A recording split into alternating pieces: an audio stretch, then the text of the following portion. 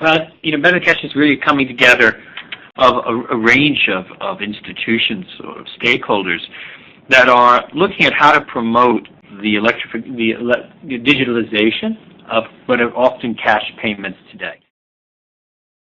Clearly, moving from often cash to electronic payment has an efficiency and a transparency, a lower cost, but it also offers a much greater potential outreach to many people at a much lower transaction cost. Payments are a very big part of needs of people, and it's often a beginning point we think, for a trajectory for other financial services. Mm-hmm. And that's where I think the financial inclusion comes in.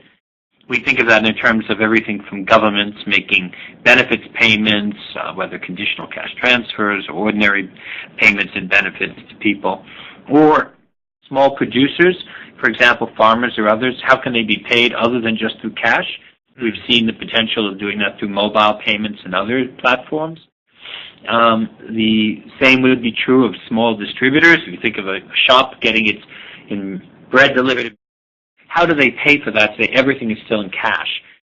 Perhaps what's most exciting to many of us who are thinking beyond the payments platform and integrating mobile platforms into today's banking system that exists, other platforms for payments, is the opportunity with this to perhaps have a first contact where a person has the ability to store some value.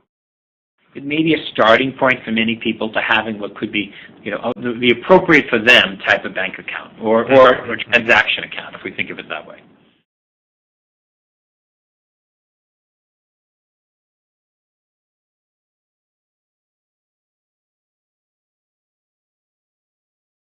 I think it may free them up to spend more time with people on either the understanding or developing the products that are needed on financial education or other services they provide that adds value, than on carrying and collecting cash. I think a lot of time is spent on the mechanics, and what is very costly in time and maybe not the best use of the time of a relationship manager any more than it is if bankers run around with cash and each time they delivered a loan to a client. Mm-hmm. None of it makes sense.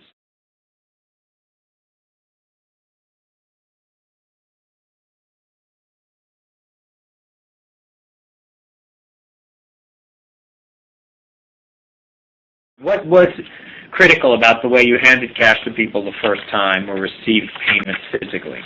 And if that's still critical for you, then, that might be your business model. If it was just the hook that they had to wait there in a circle for you to arrive every, at 3 o'clock right. on Tuesday to give you cash or get cash, then maybe, like any of us, you'll have to find something that's more compelling to the client and how they use their time and what value you deliver. Or it's a good test of the value you bring to your clients, frankly. I actually think that's the onus is on ensuring that your client still feels that you bring them value, as well-meaning as anyone can be. If the client is a captive market and has no choice, right, then that's an unfortunate place to be. It may be better than where they were because the alternative choice was worse, but if they feel that the reason that they're doing what they're doing is because this was the only way to get it, when there's an alternative or when it gets easier, you'll have to see if they'd still do it. Did they really value, what were they really there for? Design a program and see if people still come. Right. I don't think it has anything to do with technology creating an atmosphere that's out of control. I think it would show that institution's real value to a client, and hopefully they have now more time and money in which to serve the client around things that need a human intervention as opposed to only handing cash and receiving cash.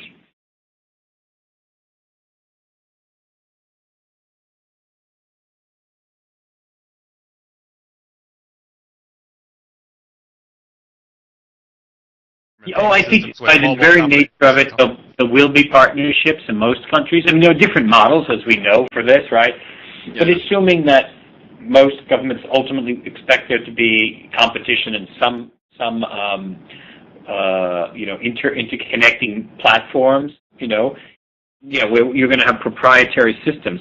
When you go back to things like our debit cards and credit cards, originally they were probably proprietary, our ATMs for our debit card. Today you can use them anywhere. All those networks that were linked, they're linked, and so is Visa's, and so is MasterCard, so is Cirrus's. They're incredibly linked, and so are they linked to the bank platforms and clearing systems. So the more we link this, governments can make payments, or we can make payments, and small producers can get paid by all kinds of counterparties, and NGOs can make payments out or receive repayments back, whether you're initiating it on a phone or from a bank account or not. The important thing is the interconnectivity of all this, too.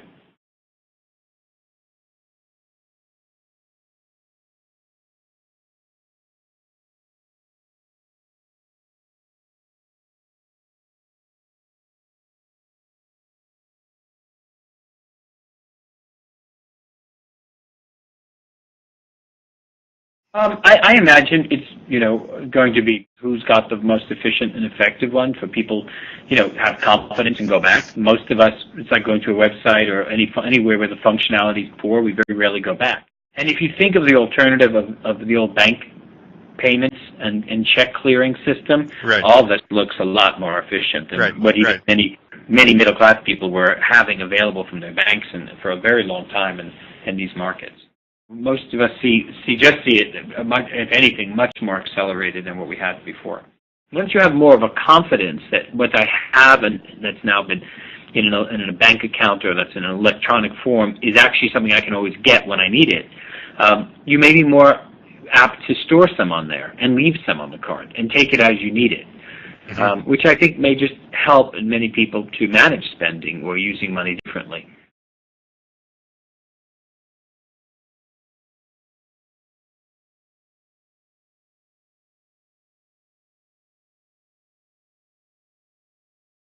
It's a tool. I don't, as we, and I know yourself said, people, there's no silver bullet there. Nobody's pitching it like that, but we do think it's going to allow governments and NGOs and individuals and businesses to interact a lot more efficiently with each other and much more directly. And I really think that's a big difference for small producers in rural areas or buyers of products or anyone receiving a remittance. What a difference not to have to go through a middleman. And we know in Kenya people use it now to pay direct school fees and pay for other things too. They don't have to send the children with cash to the school. They don't have to pay it through somebody up country and their family is really going to use the money for what they sent it for. So I think it's very empowering for people to be able to just have more control, just as we all do. Right. Yeah, it's an interesting time because we're sort of figuring out how to use this new technology in ways that are most helpful. And sometimes our first guesses aren't right, but eventually we see what people pick up and do with it, and then we learn how to expand on that. Yeah, no, I think so too. I think it's a new tool. It's sort of, how disruptive is new technology? Maybe that's what it really is about. Many technologies are disruptive to all of us who don't want to use them or can't or haven't. But what has been very interesting is how quickly technology has been, to the extent it's been put forward, has been picked up by the poor. What the uses and see if you can keep up with the pace of your clients sometimes, too. Right. Because in the end, that may be, they may be moving faster than you are. Right. Or it's, and it may be seen as an asset because it may liberate them from some of the processes that our own inefficiencies have resulted in clients having to bear. Right. Our own inability to deliver cash meant they had to go find it or reach it. We didn't have any other way to do it. And so I think it's that. It's about, how does this become useful and in our own institutions, but also for our clients. And the thing is, by the time, in some countries, microfinance will embrace it very quickly. In others, maybe not. But the client will be the one to really judge ultimately, whether how you add value in the process. And I think that's good news. For better or worse, the client will decide if the trade-off. Hopefully, the client can make those choices. Was the trade-off in their interest? Did it reduce their cost? Did it add to their convenience?